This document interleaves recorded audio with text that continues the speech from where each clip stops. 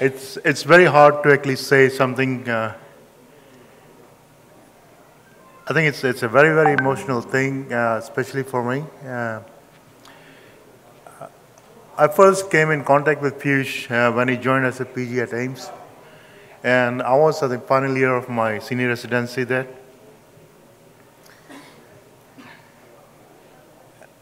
And he was such a happy-go-lucky kind of a person. And every day you see him and he'll be chewing this pan masala. That's what his usual habit. And I say, "Kya khata rehta hai yaar tu?" Sergi, I will leave it, Sergi. But I don't think that ever left him.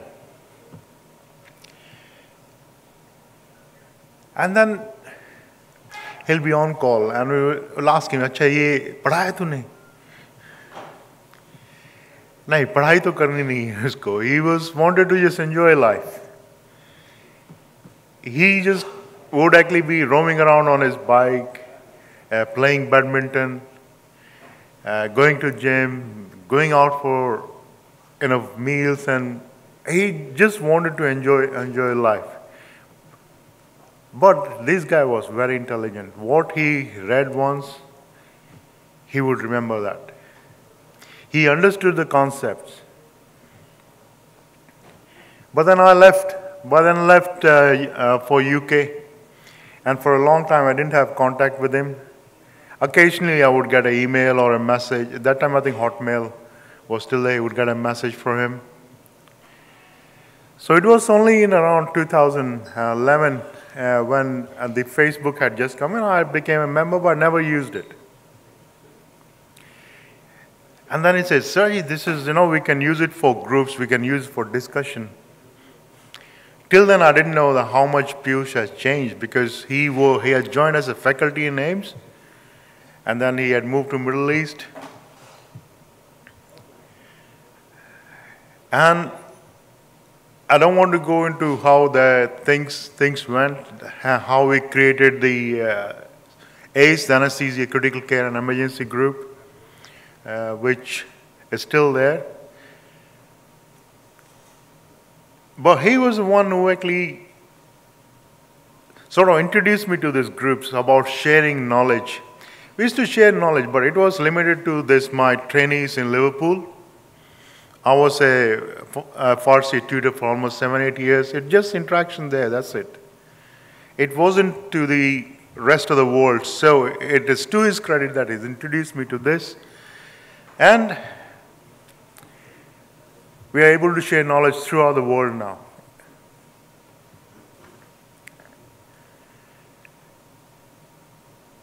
And things were actually going very well till the day I got a message from Dubai. I know we all likely remember his bubbly thing, and that's how I want to remember it. I know if I tell something more, it'll bring me to tears. And all I want is just now they were playing some of the old photographs from 2014. He couldn't come for TACON 2016 because his mom was unwell. So I just want to carry that bubbliness he had, that energy he had. Every time he actually interacted with me, there was so much of energy. "Sergi, ye karna hai, Sergi, wo karna hai, we have to do this, we have to do that." I think his mind was always actually working. He was in an overdrive. He couldn't sleep. He had insomnia. He just wanted to actually do something different. Like I said, if I actually keep going on, I will actually come to tears. And I'll invite our friend Abhijit to talk about burnout in medical faculty, not just anesthetist. Depression is bad, guys. Depression bad. Okay, we can hide. We are very good at hiding things. Okay, please reach out. You feel down, you feel depressed, you feel there, just reach out. Okay, to your friends, we are a close family now. All of you who are here, I'm sure you never felt that you have never met the people before. You just know that you are there. Okay, so reach out. If you have friends who actually feel depressed, please reach out. So with this, Abhijit, where is he? Yeah.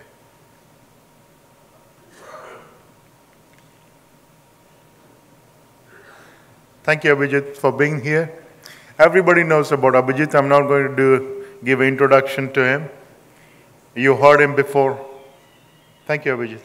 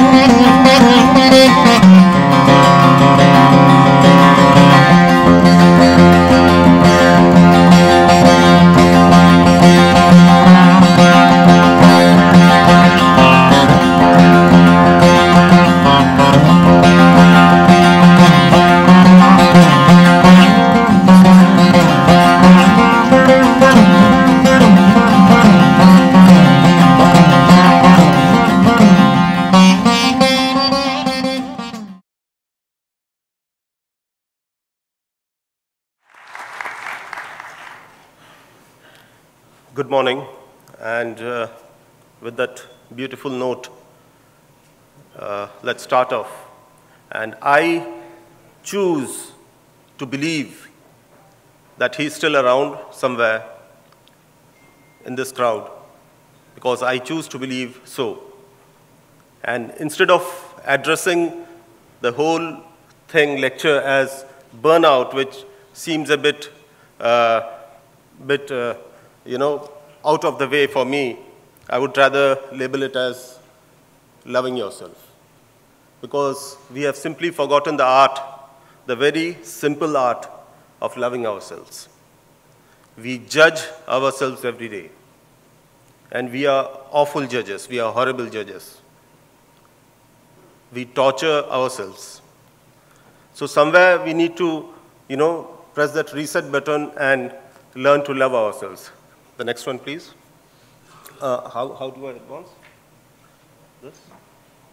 Okay. So there's a saying that until you let go of who you are, you cannot be what you might be, because you're beautiful inside. You're really beautiful inside. And this was one of my patients, and you can see the big growth on her right hand. And she would not look up at me. And finally, I coaxed her, I gave her that big box of chocolates, and then she looked up at me. And those eyes, the photo doesn't do justice to it. And I said, मैंने उस दिन खुदा देखा. It was beautiful.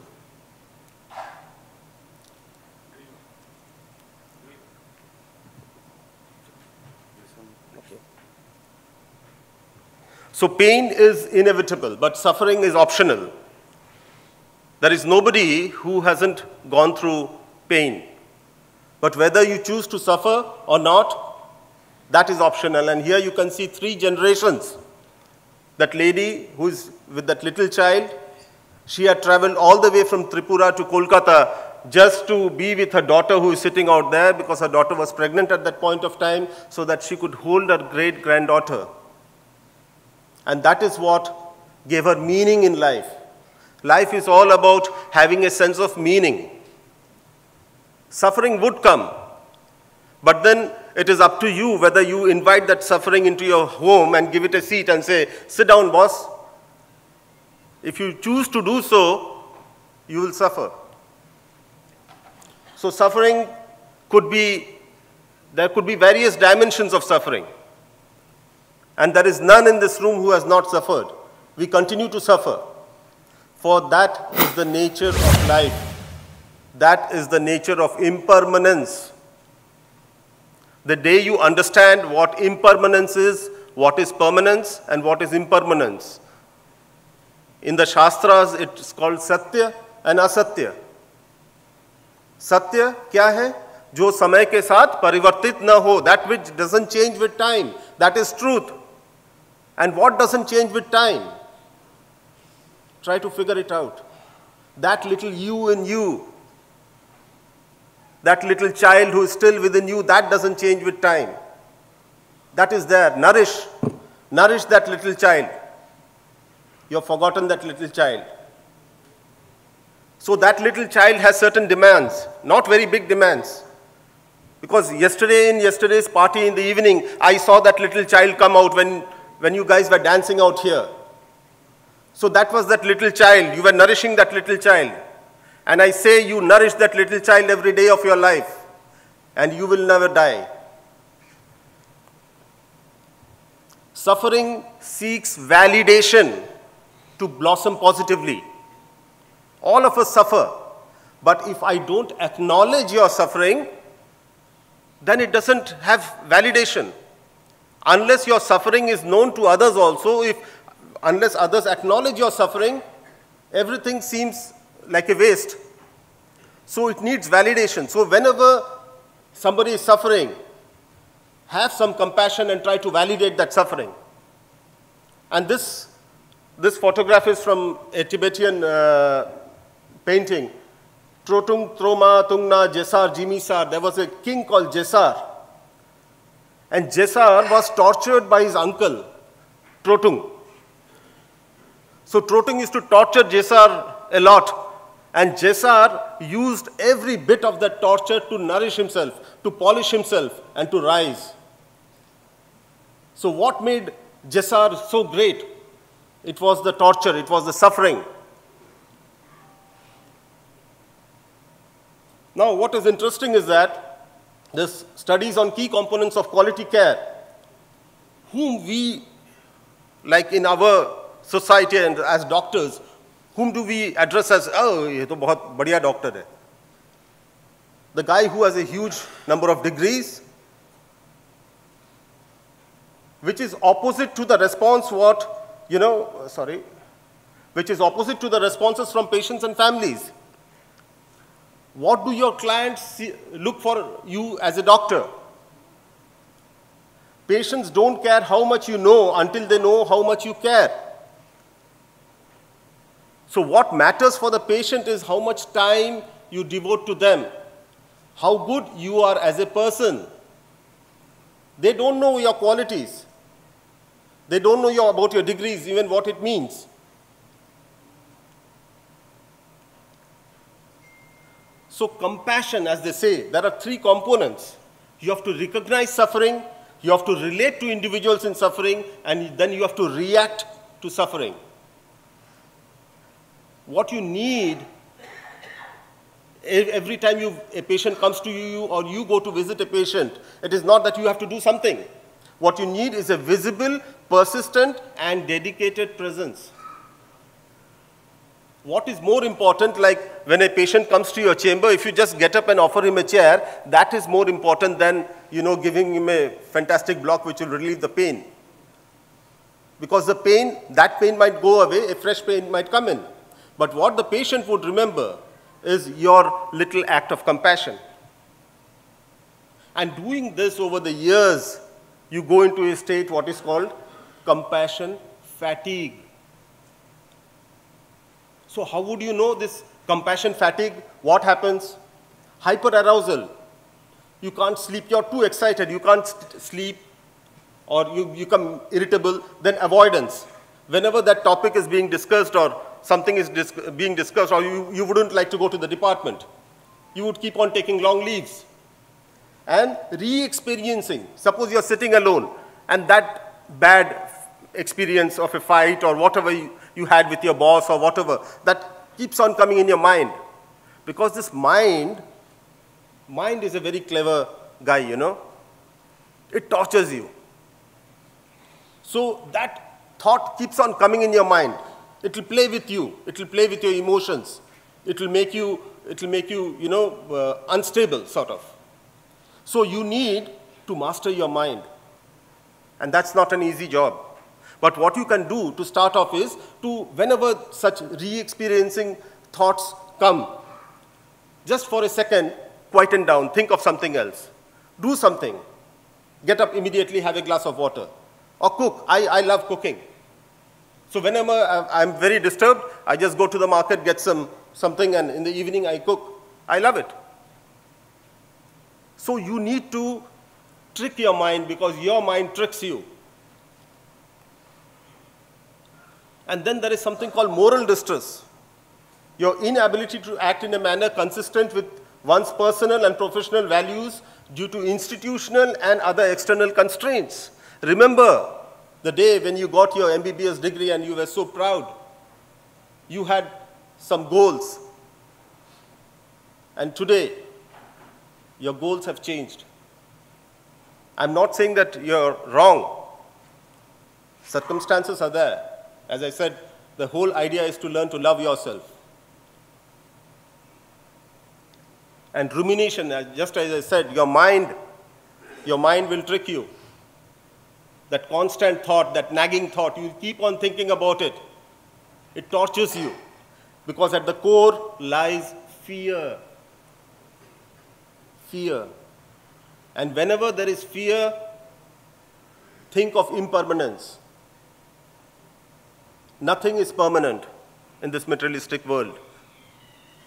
Focus on that one thing which is permanent, that little you and you, and that little you which is hidden in you is the only thing which is permanent. Focus on that. Nourish that little one. Fear will disappear, because fear is also impermanent. This is the best definition I could get of burnout. An erosion of the soul. It is not concerned to your body only. An erosion of the soul caused by a deterioration of one's values, dignity, spirit, and will. Okay, how many of you in this room, okay, let's be very frank about it, have ever contemplated suicide or even thought of it?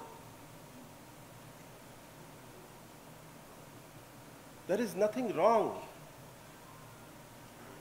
In fact, I had discussed this with CK. There were certain subtle signs. I know you can't explain it with science, but then about a week before the tragedy which Piyush had, there were subtle signs coming in. I was surprised. It's okay.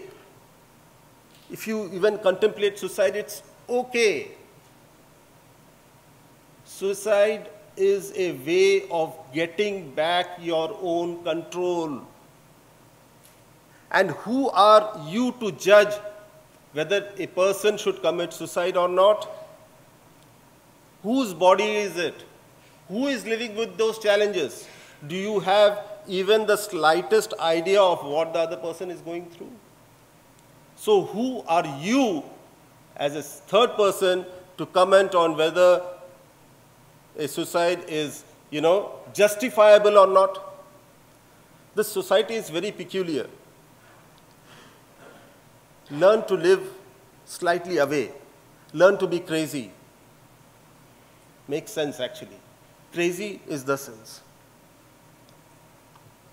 So burnout is a holistic thing. It's not only physical, but then there will be spiritual issues and social issues of burnout. And recovery can take an average of 2 years. Remember, if you don't take care of yourself, all these workshops, all these conferences are a big waste. What use is it to train yourself if you can't look after yourself? So, see this toy, which is a battery-operated toy.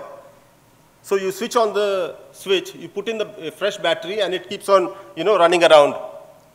And it keeps on running around and running around till the battery dies out. Isn't it? When the battery dies out, kya hota hai? What happens to this toy? It stops. Because the battery has died out, it stops running. But what happens to us? When our batteries die out, we still keep going. And that is the greatest foolishness or the most stupid thing which we can do. To keep trying to go on when our batteries have run out. What could be more foolish? Learn from this toy. When your batteries die out, even the toy stops. So there is a time when you need to stop and take care of yourself. So the causes of burnout could be so many. In your professional life, in your own social life, in your family life, and in your own life, in your spiritual life. There could be so many causes. People don't quit companies, they quit bosses. So your boss can take your life for a toss. So be aware of such bosses and delete them from your life. I don't mean kill them. Delete them from your spiritual life. Because your life is here. Your life is up here. So suicide is a consequence of burnout. But then suicide or an attempt to suicide is a call for help. It is an extreme end. By attempting suicide, you would think that that is a way by which I can regain some sort of control. Because you have lost control. Nothing is working for you anymore. And then you say, okay, nothing is working. At least this is there in my hand. ये तो है मेरे पास. पकड़ता हूँ इसको. कहाँ जाएगा? And then the act is done.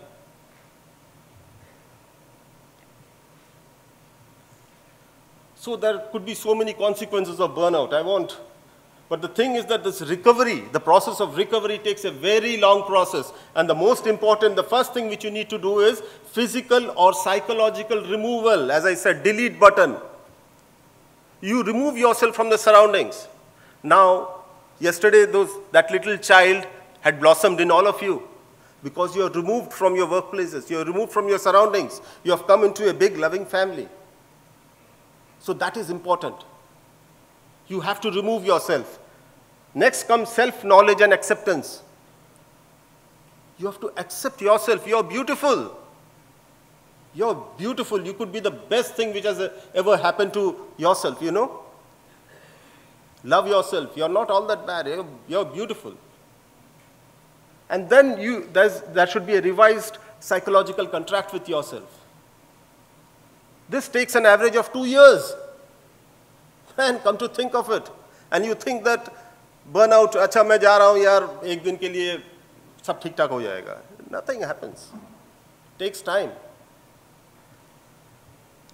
You will not be punished for your anger, you will be punished by your anger. So love yourself. Don't punish yourself. We spend more time looking after our physical bodies than our minds. So self-care is not an indulgence. It is not a luxury. It is a necessity. So you have to understand what your true nature is. The nature of the Rigpa, as they say in the Tibetan studies. Rigpa is that little child sitting within yourself. Rigpa is not what I see of you like Shiv. This is not the Rigpa of Shiv. But the Rigpa of Shiv came out yesterday when he was dancing out here. That was the Rigpa of Shiv. All of you need to cultivate that Rigpa and bring it out. It looks the same, but they are different. And butterfly effect of caring. Learn to be sensitive, non-judgmental, and respectful towards yourself first. And only then you can transfer it. You cannot pour from an empty glass. If I have to give you water, I have to fill up my glass first with water. If I have to love you, I have to fill myself with love. I have to love myself, and only then can I love you. And Bayezid Bastami had said, do everything as if today is the last day of your life, and yet do everything as if life will go on for eternity. And so mindfulness, I cannot do justice to all these huge topics in such a short time, but then mindfulness is one of the practices which we teach people. How others see you is not important. It really is not important. The day you understand this, half of your job is done. How you see yourself means everything. So you need to cultivate something which is called an emotional hygiene. You need to learn to love yourself. So suffering is limited to the body and mind. So go beyond them. That little child is the nature of truth. He has never died in you. He was there when you were 2 years old. He is still there when you are here right now. And he will be there with you forever. Science does not answer the why questions. Science answers the how questions. So don't explain everything with science. And you know this? Varaha Avatar, my favorite slide. And it shows that the earth was round. And this could be something like, 10,000 years old. And it was in the 15th or 16th century that, the Western world said that the earth was round. Various parts, I'm running out of time. And the Iktara, there is a single string which connects your inner self with the Almighty. And you need to focus on that single string, the Iktara.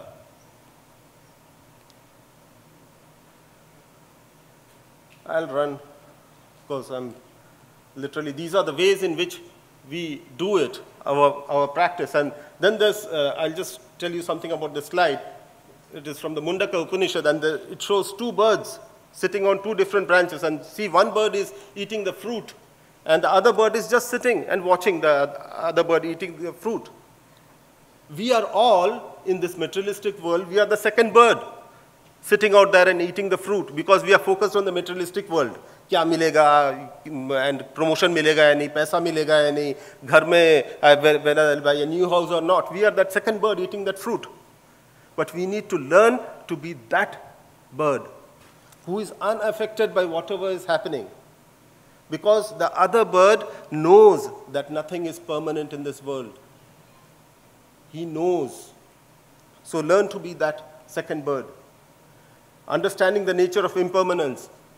In Tibet, what happens is that when somebody dies, the monks come and they will sit in the house of the dead person for 40 days.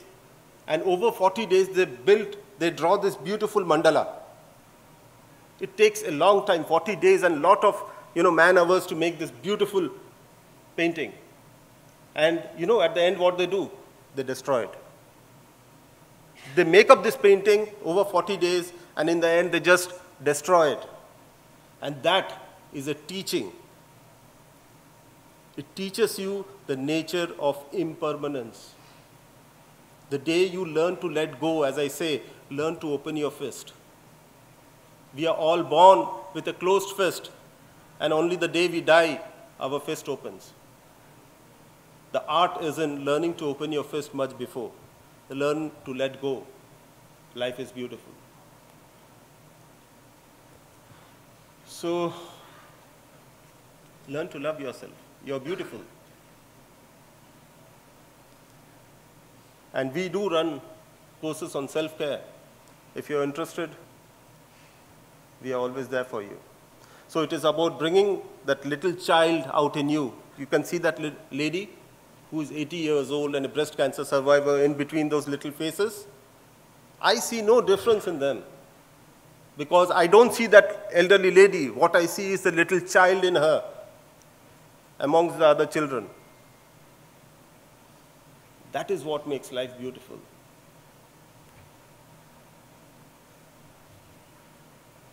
Thank you.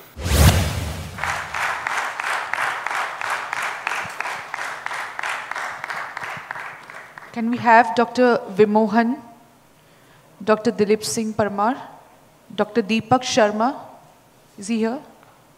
Dr. Vibhu, is he here? Dr. Vibhu Prashar, Dr. Sunny Basin,